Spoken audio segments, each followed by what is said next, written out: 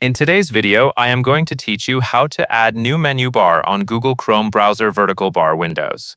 To begin, open Google Chrome on your Windows computer. When the browser is open, look to the top right corner of the window. You will see the three-dot menu there. Click on those three dots to open the main Chrome menu. This menu contains many browser settings and tools, including the option you need for showing the bookmarks bar. From that menu, click Show Bookmarks Bar. As soon as you do that, the bookmarks bar will appear directly under the address bar. If you prefer using a keyboard shortcut, there is also a faster way to do the same thing. You can press Ctrl, Shift, and B on your keyboard at the same time. This will turn the bookmarks bar on, and pressing the same shortcut again will hide it. That can be helpful if you want to quickly show or remove the bar depending on how much screen space you want. Now that the bookmarks bar is visible, you can start adding websites to it. To do that, visit any website or page that you want to save.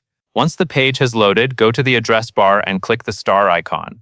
This opens the bookmark save option. From there, make sure you choose the bookmarks bar as the location where the page will be saved.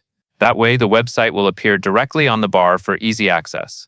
This is useful for saving sites like work tools, news pages, learning platforms, or any page you open regularly.